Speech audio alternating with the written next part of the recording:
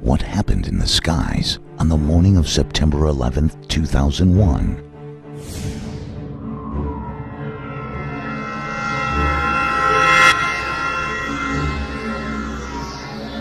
Why did America's air defense seem to be ineffective? The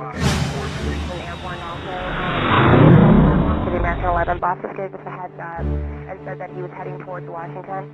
Now, where are you getting this information from on American 11? Okay. You know what? Get rid of this goddamn sim. Turn your switch. Hey, turn the sim switches off. Just get rid of that crap.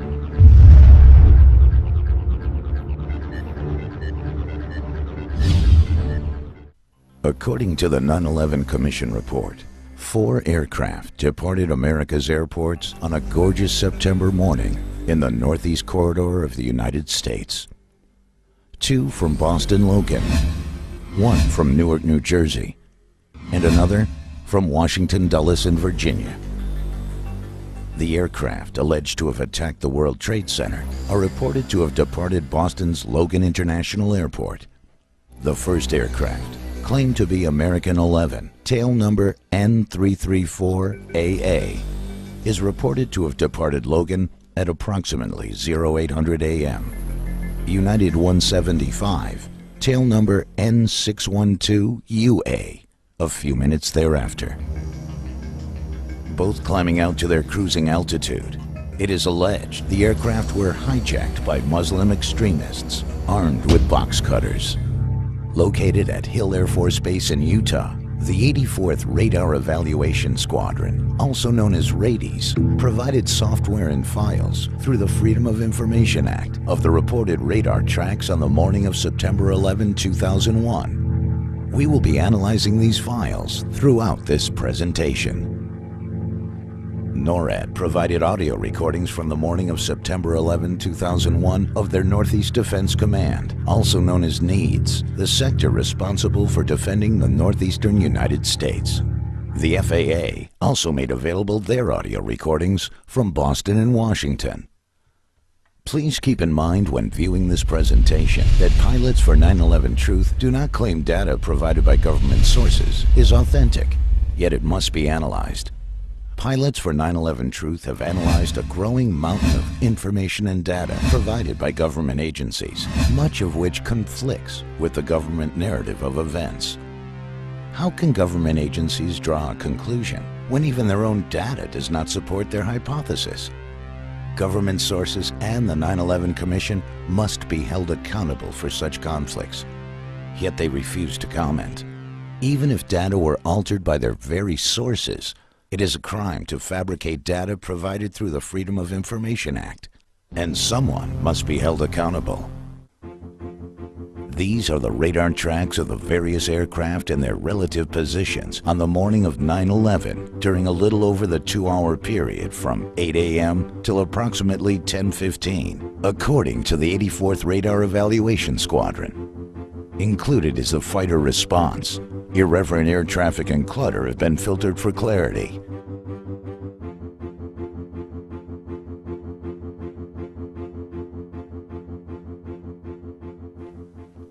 According to the tapes, at approximately 0815, American 11 was given a turn 20 degrees to the right to avoid traffic. Turn 20 degrees right. The crew read back the instructions and made the turn. Right, American 11. Roughly 15 seconds later, American 11 was given an instruction by ATC to climb and maintain 35,000 feet. American 11, climb maintain level 350. There was no reply.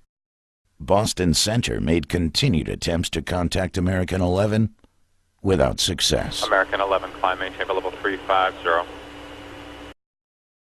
American 11, Boston. United 175 checks in on the frequency after departing Boston Logan. United 175 down of 19 for 230. United 175, Boston, Center, Roger. The next time American 11 is heard from was the widely publicized infamous call from Mohammed Atta, supposedly at the controls, in which he is alleged to mistakenly have transmitted over the air a demand meant for the cabin. Is that American 11 trying to call? Buddy, we have some planes. Just stay quiet and you'll be okay. We're turning to the airport. This roughly 10 minutes after the last call from the crew. And who's trying to call me here? It is important to keep in mind, this transmission could have been broadcast from anywhere. Those who make excuses for the government story claim this transmission was from American 11, because that's what the government told them. American 11, are you trying to call? Nobody move. Everything will be okay. If you try to make any move, you'll injure yourself and the airplane. Just stay quiet. Roughly 25 minutes after departure, 0825, the alleged American 11 changes course according to the Rady's radar. The target turns south and heads for New York City. United 175 then gets handed off to the next sector. United 175, contact the Boston Center on 133.42. Okay, 3342, United 175, go on. In this sector, UA 175 gets a visual on an aircraft described as American 11. United 175, Boston. 175, go ahead, sir. Roger, you have traffic. Look at your 12 to 1 o'clock at about 10 miles southbound. See if you can see an American 767 out there, please. They were looking, negative contact, United 175. You said 583. Can you see it? 583, we still don't have him yet, sir. We're looking. Okay, United 175, you have him at your 12 o'clock now in 10 miles. Affirmative, we have him. He looks about 20, about 29, 28,000. Okay, thank you. UA 175 is given a vector to pass behind that aircraft and then to head direct to its next fix, which is Sparta VOR. United 175, clear direct Sparta. Sparta, United 175. UA 175 is then handed off to New York Center at roughly 5 minutes before the alleged American Airlines 11 impacts the North Tower. United 175, contact New York Center 127.17. 12717, United 175. At approximately 0830, the first call was made by the Boston Traffic Management Unit, also known as Boston TMU, to notify the command center of the hijack of American 11.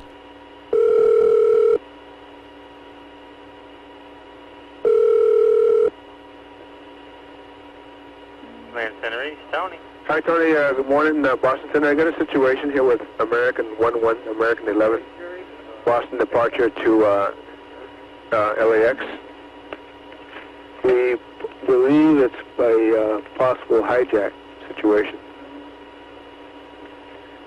Okay, tell me more. Okay, he departed Boston.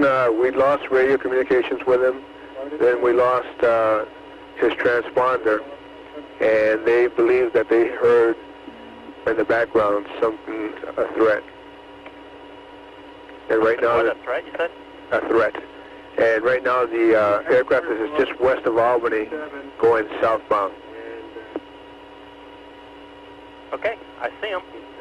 And he's Nobody's talking to him, right? nobody's talking to him at this time. Correct. Okay. Anything I can do to help you right now? And no, I mean, just an advice. We have no idea where this aircraft is going. Maybe a hit up the New York Center. The command center recommends to notify all surrounding centers, especially New York and Cleveland. Hey, well, probably as a precaution, might be good if we call up Cleveland and New York and at least let them know, just in case this guy starts heading there, where they'll have a heads up on it. Okay, let's do that. Cleveland. Hi, Cleveland, New York, Boston. I got a little situation with American 11, American 11. He is a 767 departed Boston going to LAX. We don't know where the aircraft is going. He is supposedly going to LAX. Was going westbound. We lost his frequency. Then we lost his transponder, and now the aircraft is just west of Albany, heading due south. Oh, my goodness. Do we have the data block on it? Who's got the... Yeah, it's a primary target presently, and it's heading southwestbound. Okay. No altitude encoded right now. I'll advise the area. The last altitude observed was flight level 290. 29. Heading southwestbound. He's like towards Hancock, Right around there. He's southwest of Albany by 15 miles. You have no idea where he's going? No idea, sir. All right. You can tag him on the TSD. I did pick him up. Primary only? Primary only. Okay. Okay. Thank you. At approximately 0835, a call to scramble fighters is made by Boston Center directly to Cape Approach, trying to get in touch with Otis Air Force Base. Cape, Drake on Cape on a team in a 41. Cape Drake on? Yeah, hi, are you are we able to talk to Otis on this line? I'm not sure, but if you need to get in touch with them, I can, I think they're on the 7 line. I have a situation with the American 11. What? I have a situation with American 11. You want to talk to Otis Tower? I want to talk to Otis Drake. I need to scramble some fighters. All right, well, hold on a second. Let me get you the soup. Timmy, pick up the 41. Something about a scramble, I don't know. Cape Approach. Hey, Cape, Dan Bueno calling from Boston Center. Yes. I have a situation with American 11, a possible hijack. American 11? Yes, sir. Departed Boston going to LAX. Right now he's south of Albany. I'd like to scramble some fighters to go tail him. Oh, okay. Well, we'll talk to Otis here. Okay, and just put if he wants, just depart, and we'll put a flight plan in for him. At 0840, 5 minutes later, Boston calls the command center to speak with New York TRACON Direct, letting them know the hijack is confirmed.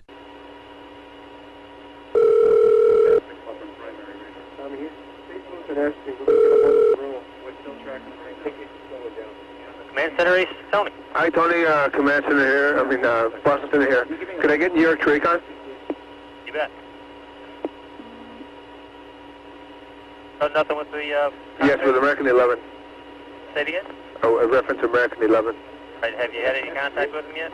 No contact. It is confirmed hijack, though. TRACON. Hey, TRACON. Hi, Boston Center. Good morning. American 11. 767, possible hijack. Okay, American 11, 75, and... 76. Where's he landing? Right now, we don't have any idea, but he was to the northwest of Albany, and now he's down by Sparta, losing speed very rapidly. We believe he's a primary only, and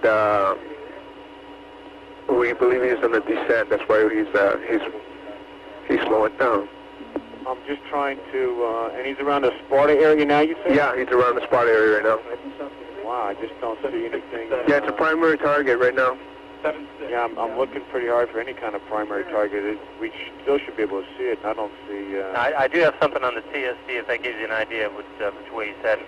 Yeah, well, I'm just looking at the real raw radar here, and I just don't see... anything out there. I'll let the area know to start looking for it. We just don't have any idea what out. Last altitude we had this fellow 290, but his speed has diminished quite a bit. Okay. So we believe it might be a descent. Okay. Alrighty. Okay. I'll pass along to the sector. All right, just be careful. Understand. Check. Hey, Boston? Yes. You said you confirmed a hijack. How'd you... Well, what has happened, the pilot has kept the mic keyed while the person's in the cockpit, the flight deck.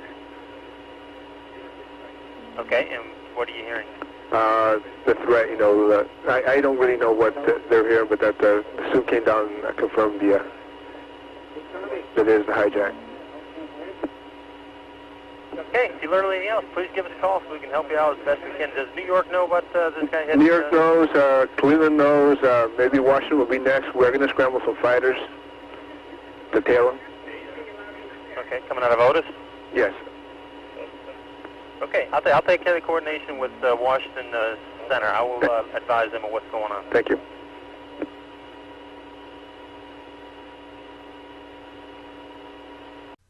According to the command center, Washington was also being advised at this time to keep an eye out for suspicious aircraft. This was an hour prior to the attack on the Pentagon. At 0845, 1 minute prior to the North Tower impact, Cape calls Boston and advises them they would need to get authorization from the Northeast Defense Sector, also known as NEADS, to launch fighters. Cape gives Boston the flight ID of the fighters as Panta 45 and 46. Do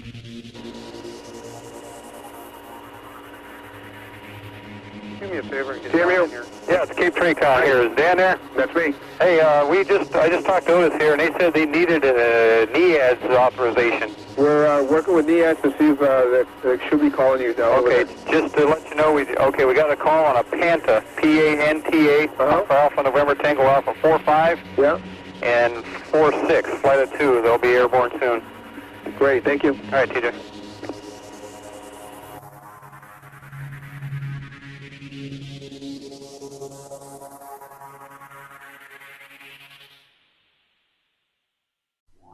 It is interesting to note that American 11 and United 175 both have the same departure and destination, Boston to LAX, but were given different routing. American 11 was cleared along the preferred Great Circle route to LAX, which directs flights over Syracuse, New York.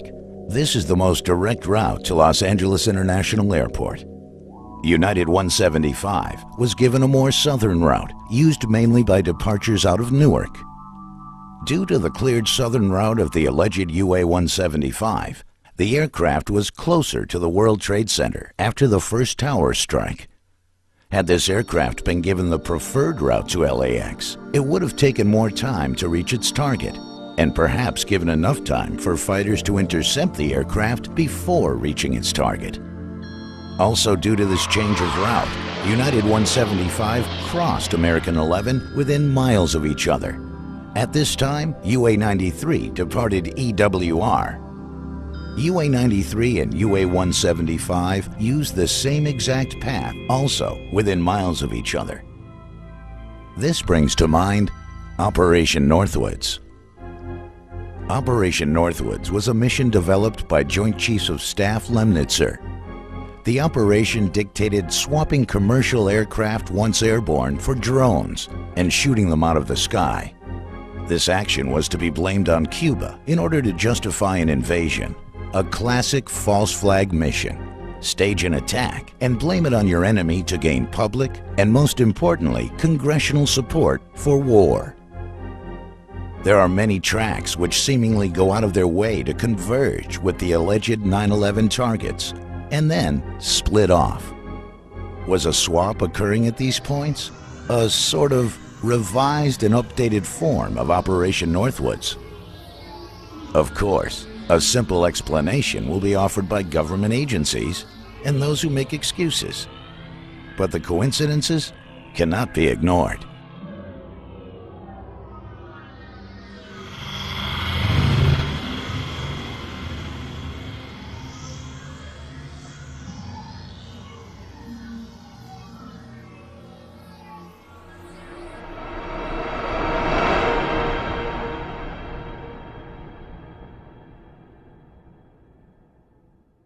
At 8:52 a.m., fighters are launched from Otis Air Force Base. Needs repeatedly wants the fighters to go direct to the Z point, to New York City, and demand the FAA ATC clear a route. I don't know where I'm scrambling these guys to. I need a direction, destination. Okay, I'm going to give you the Z point.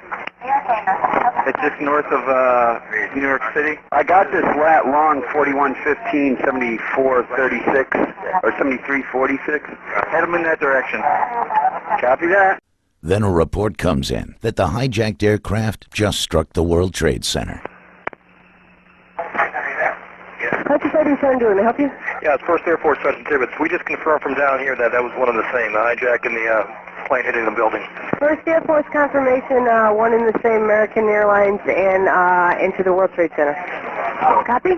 Is that what you said, sir? That's copy, yes. Another report is circulated through the system that the last known position was 15 miles east of JFK. Last position I got from Boston was 15 miles east of JFK.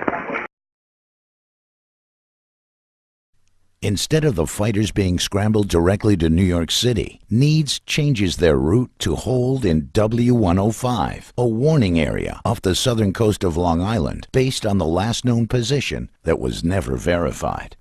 Here they are instructed to hold as a radar track accelerates to more than 150 knots over the max operating speed of a 767 with its target in sight, the World Trade Center South Tower. We analyzed the speeds for the South Tower aircraft thoroughly in our presentation 9/11 World Trade Center attack. We have found, based on precedent, data, and aerodynamics, that a standard 767 would be impossible to control at such excessive speeds over its max operating.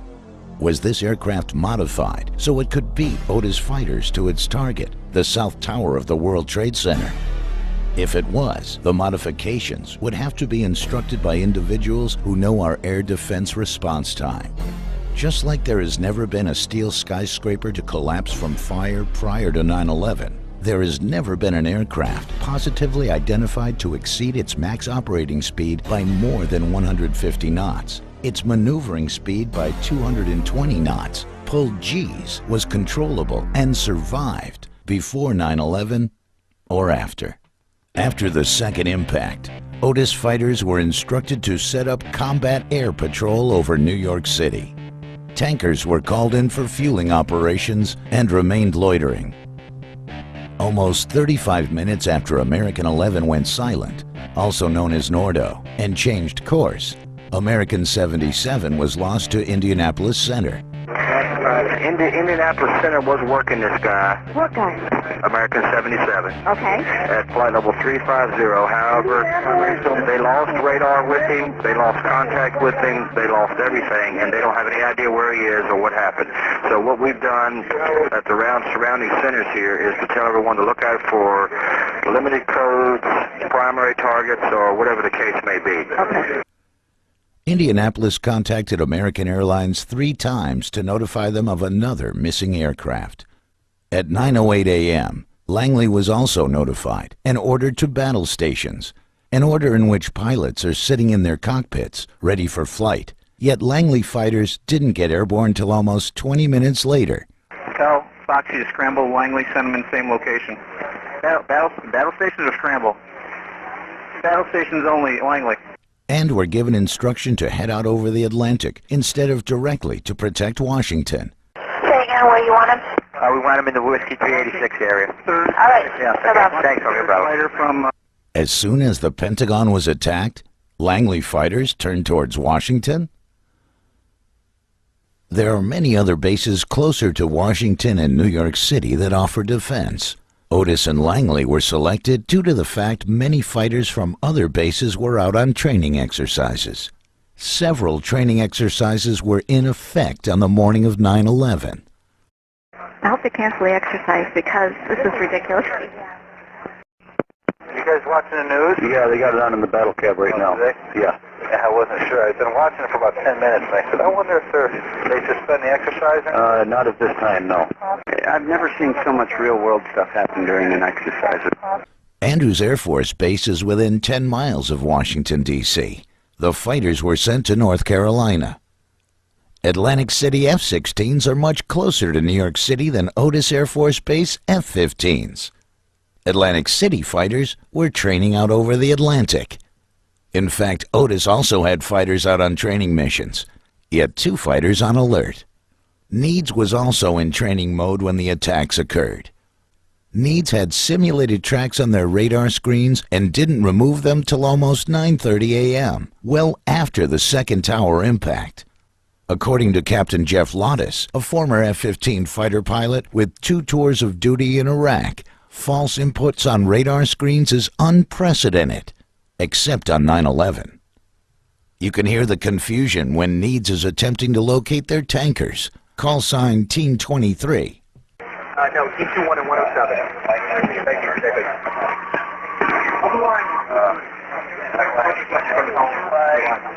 This is Team 23.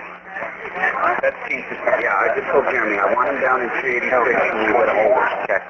You know what? Get rid of this goddamn sim. Turn the sim switches off. Get rid of that crap. Our defenses just seemed behind the 8 ball every step of the way. Was this all by design? How would the hijackers know to strike on such a chaotic day with the U.S. under minimal defense? It seems the hijackers were extremely lucky all morning on 9/11. That is, if what we've been told by the 9/11 Commission is true. Yet, even the 9/11 Commission admits they haven't been told the truth. The Pentagon, our nation's military headquarters. How could an aircraft get so close to the Pentagon after America has been attacked almost an hour prior? The Pentagon in Washington, D.C. is well defended, according to former Defense Secretary Caspar Weinberger. The city is ringed with Air Force bases and Navy bases, and the ability to get defensive planes in the air is very, very high, and at the same time you would do what is being done, and that is closing off the entire airspace so that you, in effect, the whole Washington area is a no-fly zone, so that any planes that can't identify themselves that get into that are to be shot down. Does the Pentagon also have anti-aircraft defense? Certainly the general public would not know of such installations, as our enemies would obtain the same information. If the Pentagon did have such a defense, it would certainly be classified. April Gallup is a survivor of the Pentagon attack. She crawled through the hole in the Pentagon holding her son.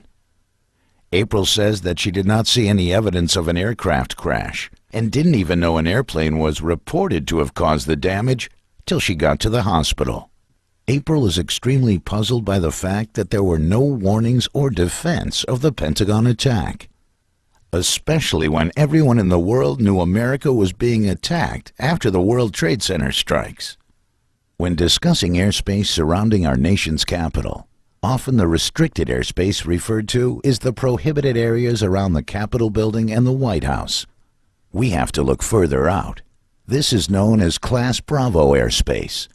It is a highly controlled airspace in which you need a clearance to enter, including two-way radio communication and a working Mode C transponder that reports your altitude. New York and Washington, D.C. both have Class Bravo airspace surrounding their hub airports. New York covers JFK, Newark, and LaGuardia, while Washington covers Baltimore, Reagan National in the middle, and west to Dulles. American 77 was lost from radar when its transponder was shut off at 8:56 a.m. This is 10 minutes after the first tower strike, and 16 minutes after Washington was notified to keep an eye out for suspicious aircraft. Danielle O'Brien at Washington TRACON observed a fast-moving target penetrating Washington Class Bravo. She wasn't notified of the events in New York, yet Washington Center was advised. Why was this information seemingly intercepted from getting to TRACON controllers in Washington? Had Miss O'Brien and her colleagues been advised of the events in New York, would she have been more alert to have the target penetrating Washington Class Bravo intercepted? Would the word have gone out to the Langley fighters, who were now heading out over the Atlantic? If the unidentified target reached Washington, D.C., certainly Pentagon aircraft defense could have played a role, if April Gallup is correct. Some have argued that the Pentagon would not have such a defense because Reagan National is so close, an aircraft departing and arriving could inadvertently be shot down. Those who make such arguments aren't familiar with how the national airspace system works. Most aircraft arriving into Reagan National are well known of their intentions prior to even departing their origin airport. Those that aren't are well known of their intentions prior to entering Washington Class Bravo, 30 miles from Reagan National. Those who don't communicate and perhaps have their transponders off, that is your target. Aside from the fact we already know it's impossible for an aircraft to have caused the physical damage at the Pentagon based on witnesses filmed on location and data provided by government agencies, an unidentified aircraft should not have been anywhere close to the Pentagon. It appears the interceptors were intercepted. Always one step behind the curve until the objectives were accomplished.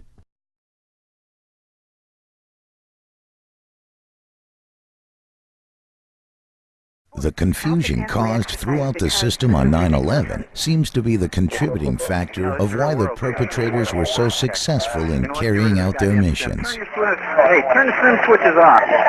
When an unidentified target was approaching Washington, D.C. from the west, a message was sent out in the system that American 11 was still airborne. Scoggins Military, Boston Center. Just had a report that American 11 is still in the air and it's on its way heading towards Washington.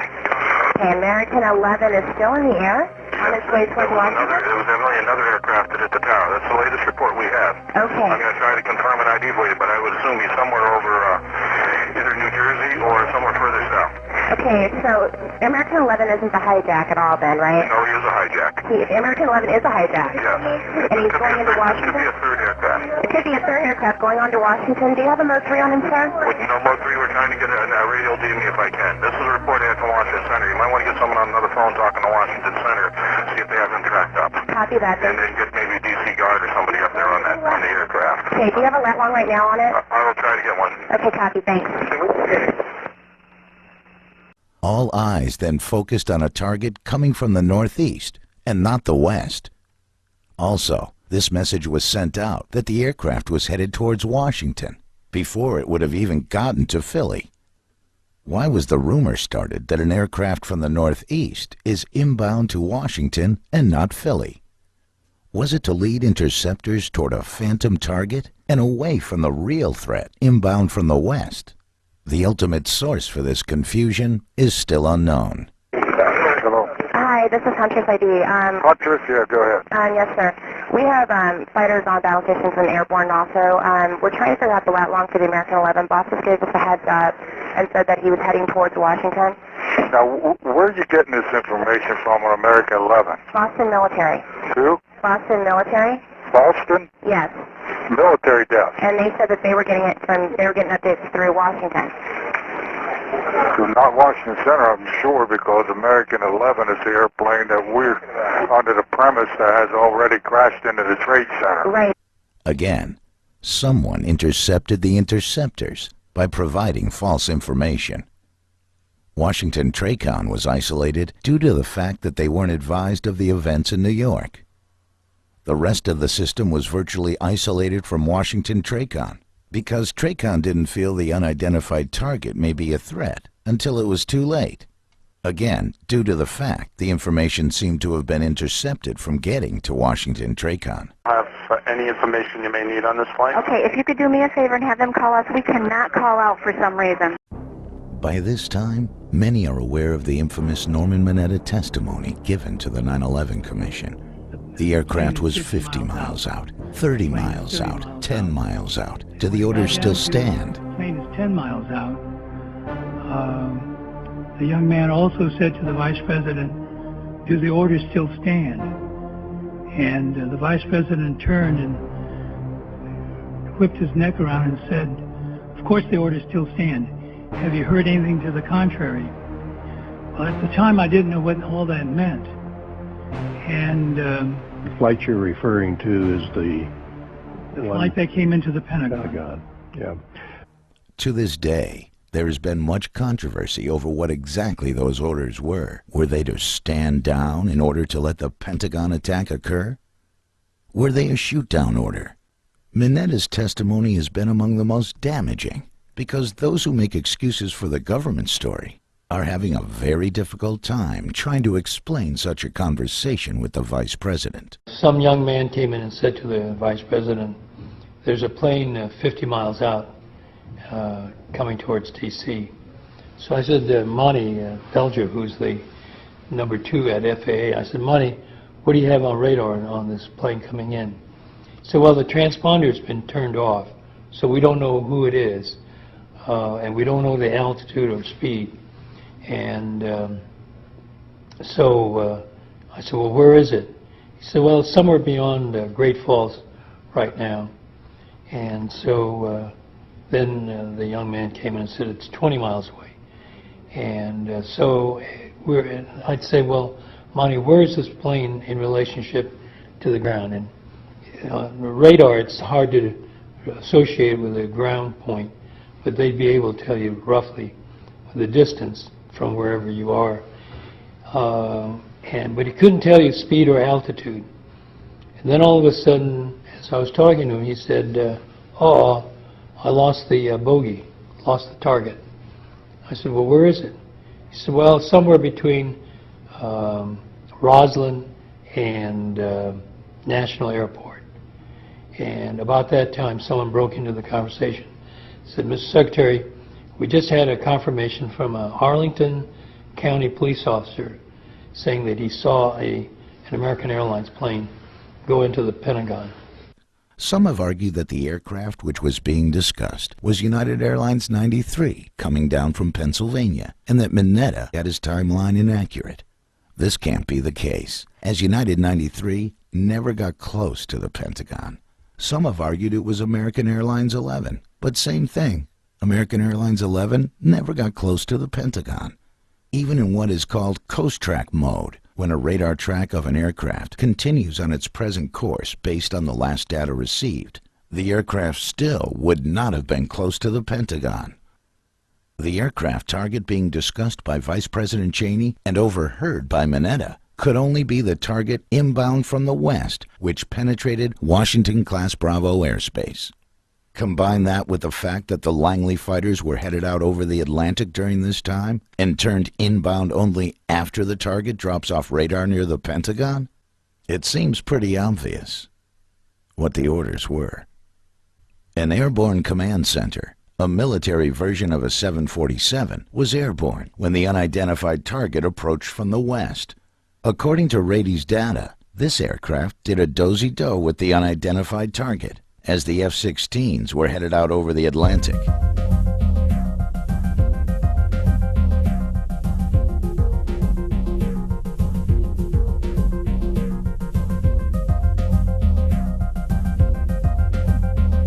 Again, at the moment the target disappears at the Pentagon, the F-16s are then turned towards Washington.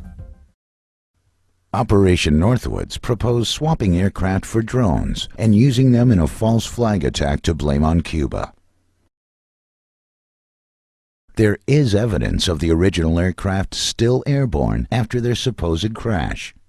Unlike the false rumors floated through the system in an apparent attempt to intercept the interceptors, there is data which does show UA-93 still airborne after its alleged crash, as well as N612UA, the aircraft which supposedly hit the South Tower.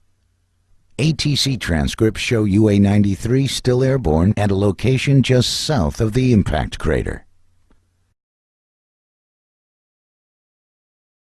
ACARS data, a device used for communicating with aircraft, show UA-175 still airborne in western Pennsylvania almost 20 minutes after its reported crash. This ACARS data reports the closest station transmitting to and from an aircraft. The official flight path of the alleged UA-175 shows that if the aircraft were to receive an ACARS message, it should have come from these transmitting locations. This is the map of the ACARS facility surrounding the New York City area. However, ACARS stations were reported to have transmitted from Harrisburg and Pittsburgh, PA, after the alleged impact at the South Tower. According to radar specialist and electrical engineer Dennis Cimino, this is impossible if N612UA crashed into the World Trade Center.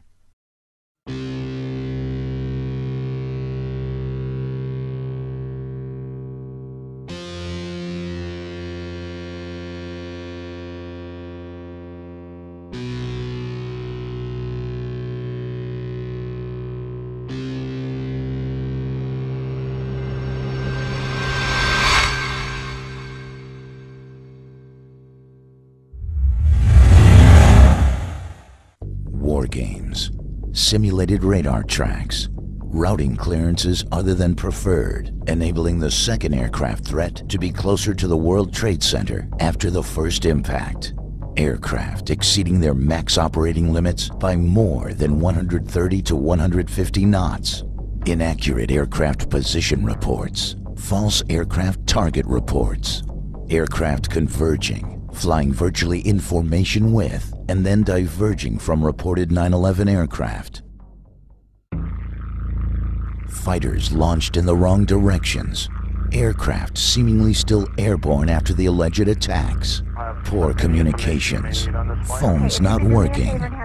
We cannot call out for some reason. All right, let me have your number. Is it any surprise that our defenses were always one step behind? While the perpetrators of 9/11 were able to successfully accomplish their mission with military precision. Are we supposed to believe Al-Qaeda was running all this interference so the supposed hijackers could complete their mission? Bin Laden isn't even listed as a suspect for 9/11, yet we went into Afghanistan to smoke him out. These are real questions. The cold hard facts added to the growing mountain of information and data, which does not add up to what we have been told by our government. Write your Congress representatives, your senators, demand a full and thorough investigation before we write more law giving up our freedoms in the name of security. They who give up essential liberty to obtain a little temporary safety deserve neither liberty nor safety. Benjamin Franklin, February 17th, 1775. Thank you for taking the time to inform yourself. Play music now.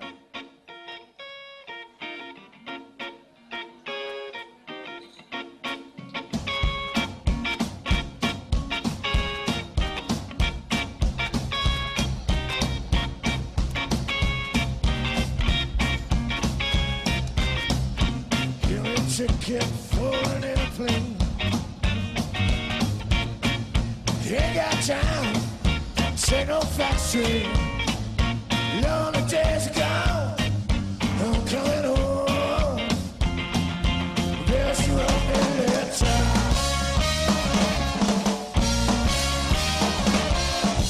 I don't care, but I gotta spill.